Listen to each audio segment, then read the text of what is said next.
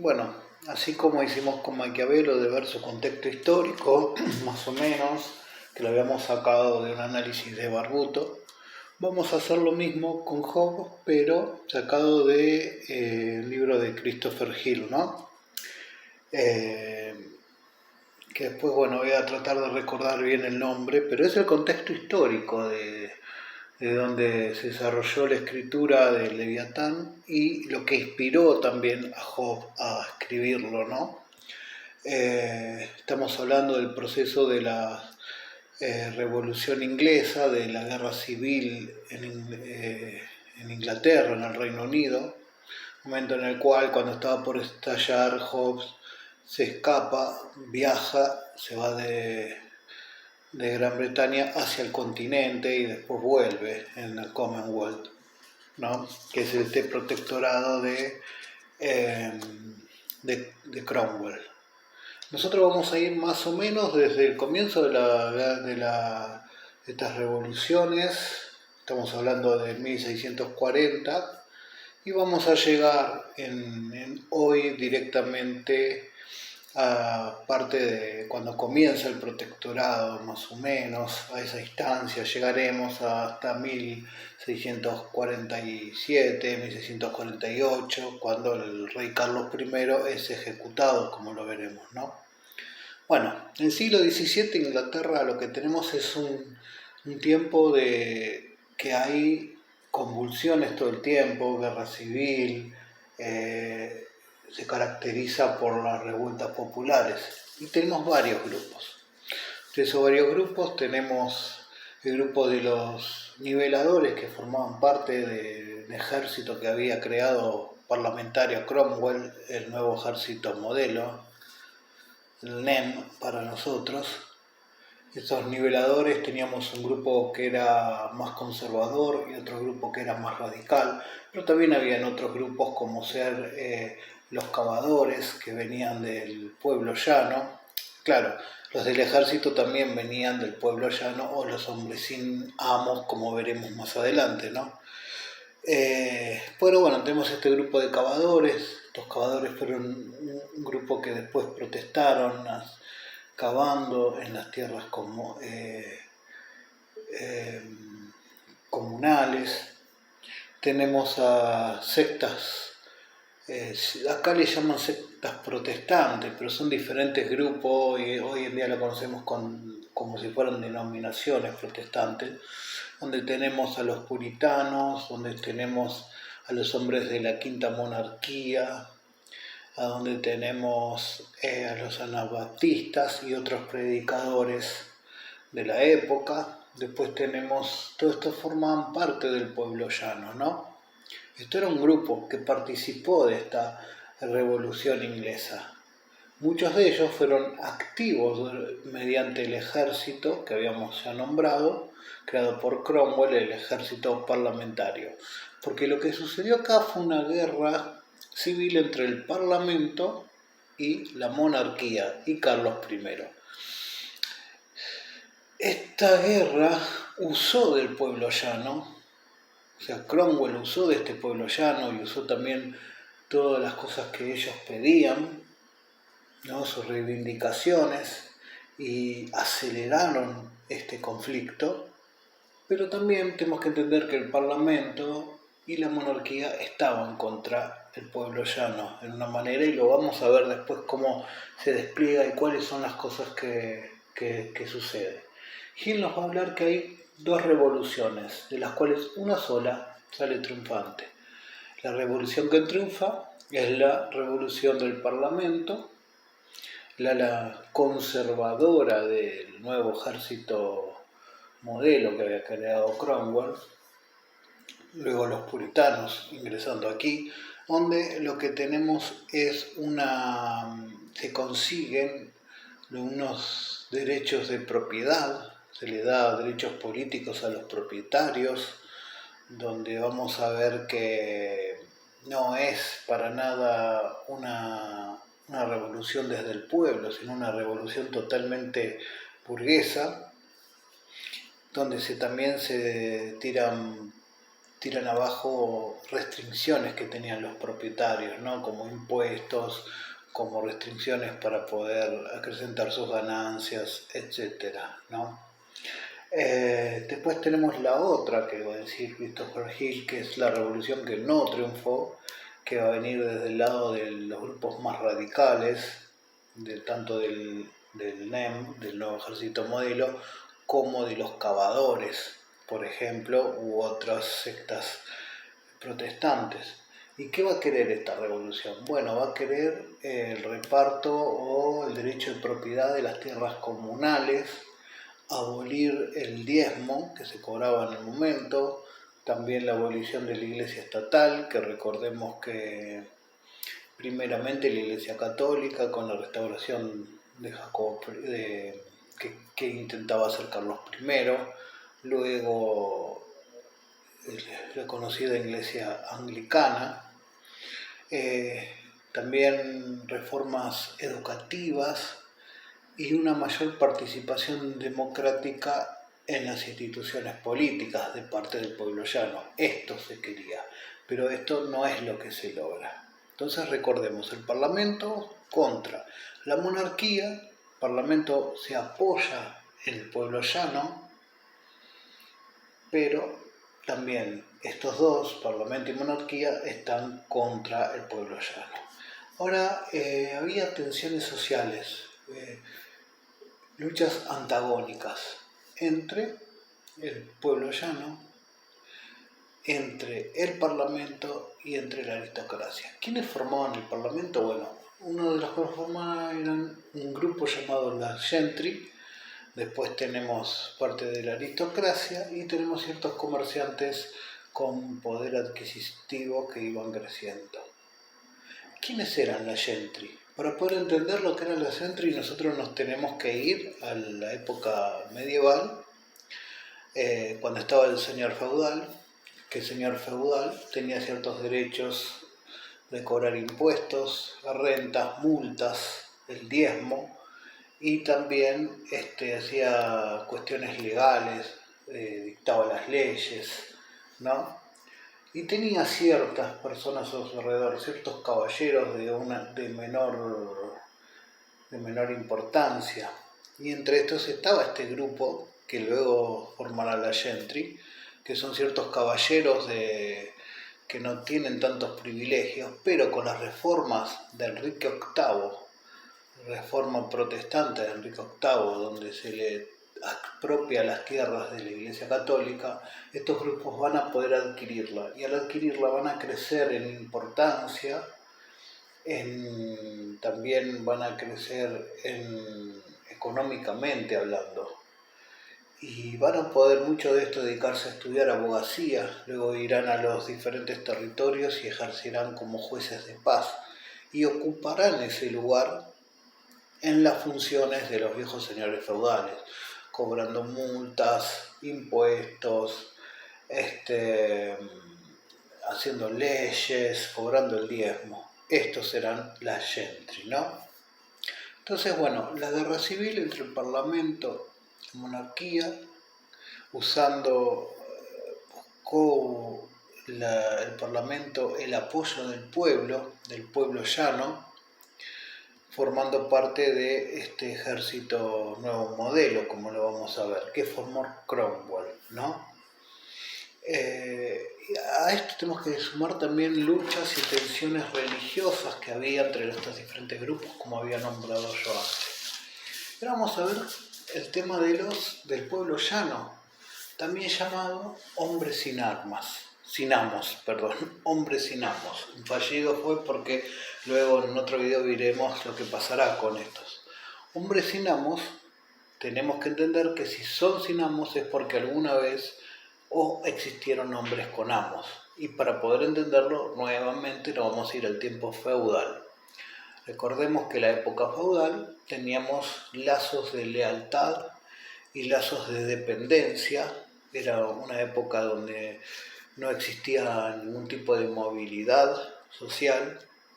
Teníamos un señor, teníamos un vasallo, que había lazos de lealtades, y estaban los siervos, que dependían de los señores. Y estos siervos estaban en una tierra. No había tierra sin siervos y no había siervos sin amos, ni amos sin señor, ¿no? Es una linda frase. En el siglo XVII esto empieza a cambiar, se empiezan a romper estos lazos, hay otra movilidad social, empieza a haber libertad de estos siervos que pasan a ser los hombres sin amos. Pero así como también hay una libertad, van perdiendo posibilidad de subsistencia porque van perdiendo esas tierras. ¿Quiénes eran? Bueno, tenemos varias clases o diversidad de estos hombres sin amos. Primero teníamos a los vagabundos o mendigos, que lo eran por motus propios, muchos querían vivir fuera de lo que era este sistema. Está la cuestión de la poesía de Robin Hood, que nos muestra, romantiza la vida de los bosques, de las praderas, y estos hombres que querían vivir fuera de la ley, eran vivir al margen de la ley, ¿no? Vivían de mendigar y era su propia elección, ¿no? No querían, no tenían necesidad de trabajo. Después teníamos otro grupo que eran los que se habían agolpado alrededor de Londres por una cuestión de la expansión de la población. Se había expandido tanto la población que no alcanzaba la subsistencia, el trabajo en otros lugares, también a causa de los enclauseres, el encerramiento de tierras que veremos, fueron hacia Londres, porque allí podían ver que había otra manera de subsistir por el tema de la beneficencia y porque también habían otros tipos de trabajos que podían hacer. Después tenemos los que vendrían a ser semejantes a estos, pero en las afueras de Londres, en los campos, eran personas que se vieron víctimas y beneficiarios de las nuevas industrias. Víctimas en el sentido de que ellos ocupaban un territorio se les fue sacando, se fueron haciendo los enclosures para que, o sea, los cercamientos para que puedan pastar las ovejas, que luego se iba a utilizar esa lana para las industrias, y se beneficiaban porque muchos podían, al no perder esa tierra y esa posibilidad de cazar, de poder sembrar, de cosechar, podían vender sus fuerzas de trabajo como ayudantes, como trabajos auxiliares. Después tenemos los sectas protestantes. El texto habla de sectas protestantes, pero bueno, vamos a decirlo así. Son grupos que se juntaban en comunidad. Tenemos a los anabaptistas, tenemos a los puritanos. ¿Qué fueron estos anabaptistas? Tenemos a los hombres de la Quinta Monarquía. Ellos vivían en comunidad, se ayudaban entre ellos, recibían a los extranjeros inmigrantes que eran como ellos, muchos profesionales, sabían hacer sus trabajos, artesanos, y se destacaban porque trabajaban mucho, porque el trabajo era una manera de demostrar que eran elegidos de Dios, ¿no? Es la ética protestante, como vamos a poder ver. Ellos estaban en contra de la iglesia estatal, estaban en contra de los diezmos y se ayudaban mutuamente, como dijimos. Y después tenemos los viajeros, los comerciantes itinerantes que viajaban de territorio a territorio, se juntaban en tabernas, eran partes del pueblo llano también, donde se iban pasando información de estas guerras que iban viniendo. Entonces los hombres sin amos son estos que eran parte del pueblo llano. Ahora quiero hacer una pequeña salvedad y ver por qué se fueron dando estos acercamientos. ¿Qué medidas fueron lo que se llevó a esto? Antes de la guerra civil, Jacobo I, un rey, tomó unas medidas. Habían tierras comunales que le estaban perteneciendo ahora a la gentry, que generalmente se les permitía hacer cabañas, chozas a gentes que podían vivir ahí y llevaban a pastar a sus animales, y pastaban los animales de la gentry también, trabajo como para ellos, y con el tiempo empezó a crecer la población. mucho, estamos hablando de 1610. En este crecimiento se empezaron a hacer más chozas, pero luego este lugar fue aprovechado por la gentry, que lo que hizo la gentry fue echar a esta gente que consumía mucha madera, que cazaba mucho, y ellos se instalaban ahí y encerraron esos campos que lo usaron para ellos. Y eso produjo personas que fueron despedidas de sus tierras, que perdieron maneras de poder subsistir y tuvieron que ir, como dijimos, a las ciudades o a vender sus fuerzas de trabajo. Bueno, esa es una salvedad para poder explicar esto. Ahora vamos a hablar acerca del NEM. El NEM es el nuevo ejército modelo creado por Cromwell y ya en esto estamos casi finalizando el video. El NEM son reclutados de los hombres sin amos de la tierra, los del llano. Este es el ejército parlamentario, formó un ejército profesional Cromwell que no tenía la corona, por eso también vence, y es gente que viene del pueblo, del llano, con muchas pretensiones, necesidades, y quieren empezar a movilizar todo esto que estaba pasando, porque les afectaba cómo actuaba la corona. El Parlamento usó esto, fueron usados por ellos. Primeramente la NEM se empezaron a profesionalizar vamos a decir que ¿cómo es que se dice? Los generales no podían ser de la Iglesia Católica ni de la Iglesia Anglicana, tenían que ser de estas sectas protestantes. Y después del llano de los otros soldados sí podían llegar a ser. Se reclutaban soldados de las más bajas clases sociales muchas veces. Y los generales y muchos de los soldados empezaron a pedir tierras a cambio después de la guerra, ¿no? Después de la guerra, de ganar la guerra civil, empiezan a reclamar tierras, ¿no? Y esto también demostraba que formar parte del ejército era una manera de movilidad social. La gente del pueblo, el llano, aquellos que quizás querían vender su fuerza de trabajo se reclutaba como parte de la caballería, reclamaban tierras, pagos y podían cambiar su cuestión social. El Parlamento y muchos ministros esto lo vieron mal y a poco, en 1647, quisieron empezar a despojarse un poco de este ejército una vez que ya habían ganado. Y lo que hicieron fue, por un lado, licenciar a una gran cantidad de grupo de ellos sin pagar sueldos, y por otro lado lo que hicieron fue mandar a otros a Irlanda para tratar de conquistar y así sacárselos de encima y matar a unos cuantos, ¿no? De esto hizo que el ejército de a poco se empiece a rebelar y empiecen a salir varias facciones, hagan asambleas.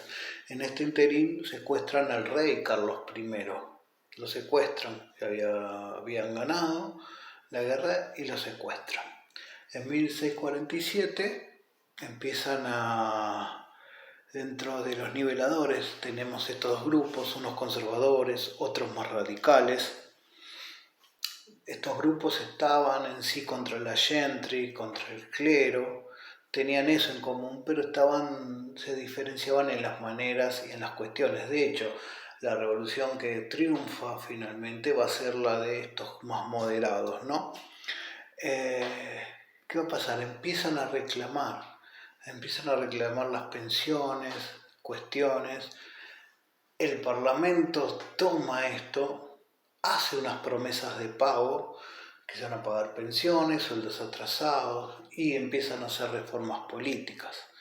En esto, que sucede esto, en 1648 hay como un intento de una segunda guerra civil, se amotinan muchos soldados de la NEM, entonces finalmente esto fracasa, mientras sucede esto se escapa el rey Carlos I y para poner orden se trata de fusilar a unos cuantos revoltosos que movilizaban, que eran del grupo de los radicales, y se termina con la cuestión democrática dentro de la NEM, porque había como una asamblea democrática donde ellos elegían, donde ellos decidían qué acciones tomar. Era como otro actor político dentro, no era que solo obedecían lo que decía el Parlamento, sino que empezaban a imponer cuestiones. Y acá, además de esto, lo que sucede es que ejecutan al rey Carlos I. Y al ejecutarlo, bueno, su hijo Carlos II se escapa para Europa, y podemos decir que la parte que vence, que acá es cuando el ejército empieza a ser diezmado, empieza a ser limpiado, empiezan a traer otra gente de la caballería, del pueblo raso, y se usa estos reclamos de este pueblo. Y acá es cuando vemos que triunfa una revolución, como dijimos al principio, de corte popular. No de corte popular, perdón, me equivoqué. De corte más moderada, conservadora, donde lo que se pide no se va contra las tierras comunales, se piden ciertos derechos sobre las tierras, se pide que se dejen abiertos las tierras comunales para que puedan pastar los animales y que puedan ayudar a la gente más pobre. Pero no se pide el reparto de las tierras comunales. También se reclama el usufructo de la tierra y no la propiedad de la tierra, como fue la revolución, por ejemplo, en Rusia. Por eso se dice que es una revolución de corte burgués también, los xenoburgueses, y no hay un cambio en sí, ¿no? Fueron niveladores más conservadores los que ganaron. No pretendieron la abolición de la propiedad privada. En cambio, los grupos radicales, que en ese tiempo empezaron a levantarse, los cavadores, que protestaban cavando en las tierras comunales, querían hacer una especie de colonia dentro de esas tierras comunales, pedían la abolición de la propiedad privada, el uso de las tierras comunales, abolición del diezmo, de la iglesia, como dijimos, de la iglesia estatal, reformas más sociales y económicas. En cambio, la que triunfó era la de los moderados, de los niveladores más conservadores, que estaban a favor de una manera u otra del protectorado de Cromwell, hicieron más reformas de tipos políticas, ¿no? Bueno, se impone Cromwell, tiene su Commonwealth, su protectorado, en 1648, y hasta su muerte, que después lo va a seguir su hijo, pero su hijo no tiene la misma personalidad que el padre, las mismas agallas ni los mismos seguidores, y se va a tener que ir exiliado a Europa. Y eso, bueno, lo vamos a seguir después.